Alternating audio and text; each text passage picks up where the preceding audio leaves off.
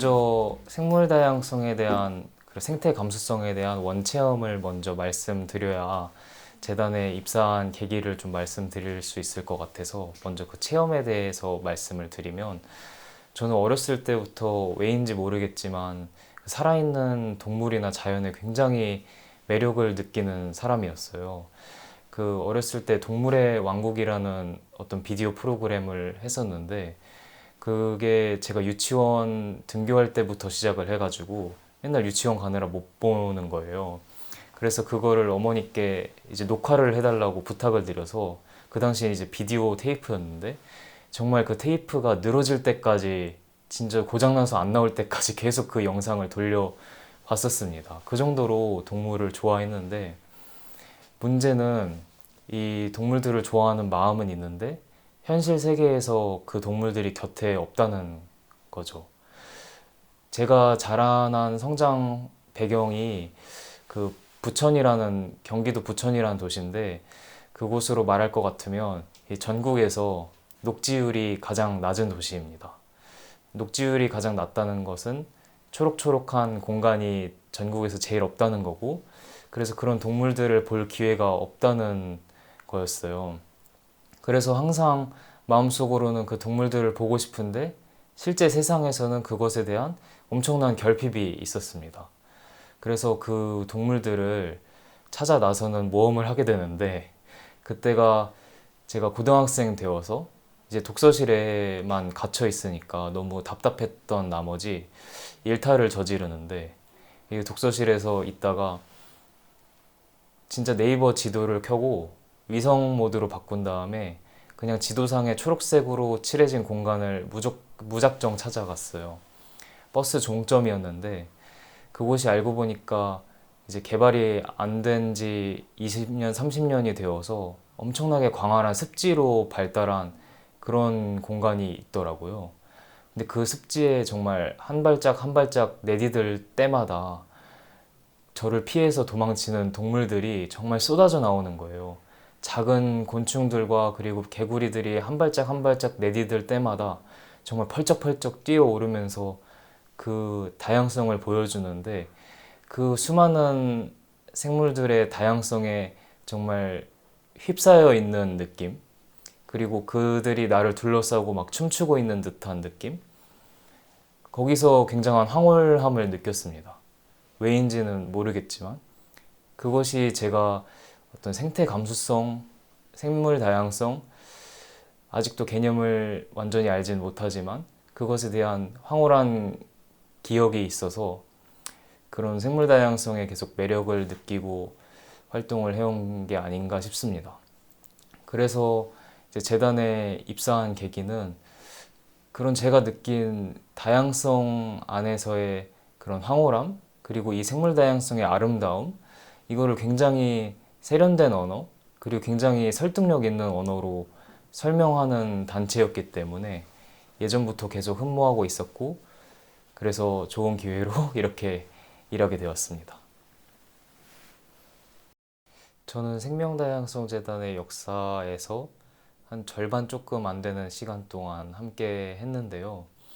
그 돌이켜보면서 우리 생명다양성재단의 가장 큰 특징이자 장점이라고 한다면 그 생태학자들이 설립하고 또 생태학자들이 운영하고 있는 단체라는 점이에요. 그래서 사회적으로 의미 있는 일이라고 한다면 이제 생태학적으로 그러니까 과학적으로 근거를 가지고 이 생태 환경 문제를 해결하고 풀어나가는 데 그 의미가 있는 것 같습니다. 예를 들어서 최근에 횟집 수조에서 팔리고 있었던 멸종위기 종이 있었어요. 까치상어라고. 그래서 그 상어는 국제적인 멸종위기 종인데 아직 우리나라 법으로는 보호가 되고 있지 않고 근데 그 상어가 국제적인 멸종위기 종으로 이제 등록이 됐는데 그걸 해양수산부도 모르고 아무도 모르고 있었던 거예요. 그래서 저희가 그 상어를 현장에서 이제 발견을 하고 그 상어가 국제적인 멸종위기 종이라는 것을 저희가 알게 된 후에 그 횟집 수조가 롯데마트에 있었거든요. 근데 그 마트에 그 멸종위기종 등재되었던 자료 이런 것들을 보내서 그 상어를 수조에서 꺼내서 방류시킨 일이 있었어요. 그래서 이렇게 생태적인 근거를 가지고 실제 환경 문제를 해결하는 일들을 저희 재단에서 잘 하고 있는 것 같습니다. 또 최근에는 이제 사냥, 멸종위기종 사냥, 천연기념물이자 멸종위기종인 사냥이 어떤 특정 지역에서 울타리들이 막 3중, 4중으로 서식지 안에 쳐져가지고 이동이 굉장히 방해되는 그런 일이 있었는데 현장에 직접 가서 이 사냥 흔적 조사를 통해서 이 사냥들이 개체군이 막 고립되어 있고 이런 것들을 파악해서 그 울타리 문제를 해결하려고 지금도 노력 중이고 그리고 또 서울 시내에서 이 야생 조류들을 잡아다가 이제 조류원 그 새 파는 애완동물 가게에서 판매를 하고 있었어요. 이게 현행법상으로 불법인데 그런 조류들을 찾아서 저희가 신고를 하고 관계 당국에 대응을 요청해서 그런 판매 활동을 근절시킨 일이 또 있었습니다. 이렇게 현장에서 생태적인 근거를 가지고 실제 생명을 살리거나 문제를 해결하는 일에 앞장서고 있는 것 같고 그게 제가 생각했을 때 사회적으로 굉장히 의미 있는 일이라고 또 보람찬 일이라고 생각합니다. 이건 제가 되게 잘 말씀드릴 수 있는 질문인 것 같은데 제가 재단에 입사하기 전에 그러니까 재단 활동을 되게 흠모하면서 바라본 프로그램 참가자의 입장에서 얘기를 하자면 재단 입사 전에 그 축축한 살롱이라는 그런 전시를 재단이 기획해서 했었어요. 이 직관적으로 축축한이라고 하면 생물의 서식지 중에서 습지가 바로 떠오르잖아요. 근데 제가 아까 생명다양성의 원체험에 대해서 말씀을 드리면서 습지의 그 생물들의 다양성에 굉장히 큰 매력과 아름다움을 느꼈다고 말씀을 드렸는데 바로 그것을 그 전시 공간에서 굉장히 세련된 언어로 풀어내고 있었던 거예요.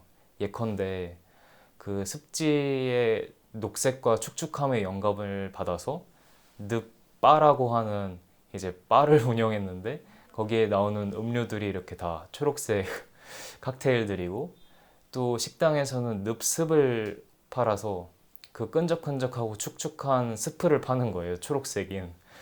그렇게 되게 재치 있는 해석들 그리고 뿐만 아니라 이런 재미있는 해석을 넘어서 정말 양서류들이 도로에서 죽는 로드킬 당하는 그런 문제 그리고 또 습지가 개간으로 사라져서 이제 생물들의 서식지가 소실되는 그런 문제 이런 것들을 그 전시장에 굉장히 잘 녹여서 담았고 그래서 아름다움뿐만이 아니라 현재 그 아름다움이 사라지고 있는 것에 또 방점을 두어서 되게 세련된 언어로 전시를 하는 거예요.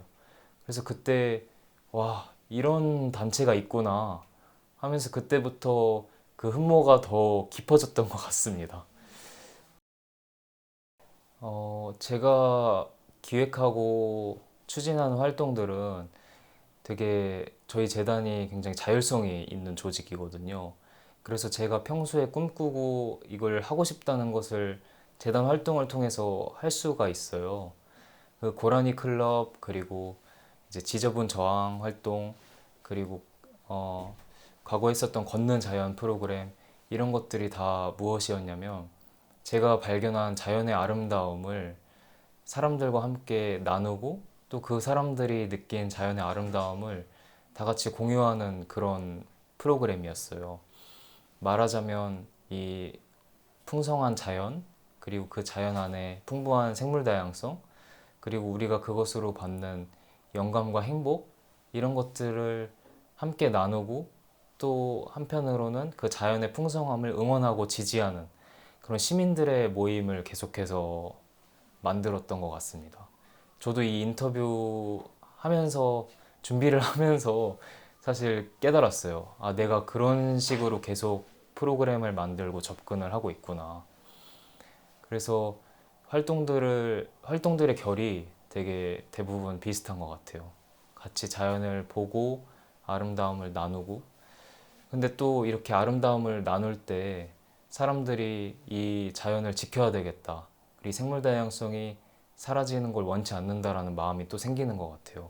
왜냐하면 아름다운 것을 봤기 때문에, 그리고 그 경험들을 모두와 나누면서 서로를 지지하는 마음이 생겼기 때문에 그런 파괴와 개발과 이런 것들을 바라지 않는 시민들이 생겨나는 것 같습니다. 그래서 그런 결의 활동을 하고 있습니다.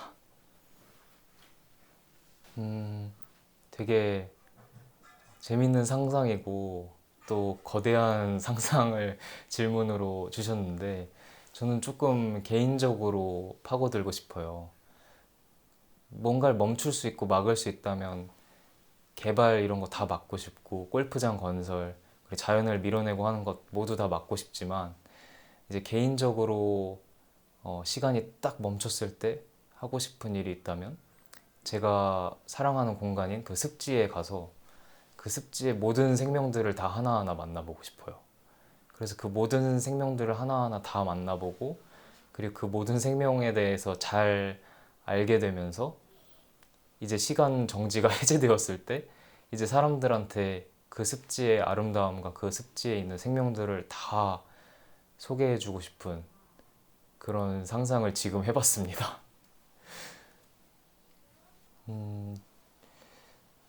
최대한 일상 속에서 내가 하는 모든 행동들이 다 이 지구와 자연에 영향을 미친다는 것을 알고 있기 때문에, 최대한 뭐 빨대 안 쓰기, 쓰레기 줄이기 이런 것들은 꼭 실천해야 되겠다라고 생각하는 편이고요.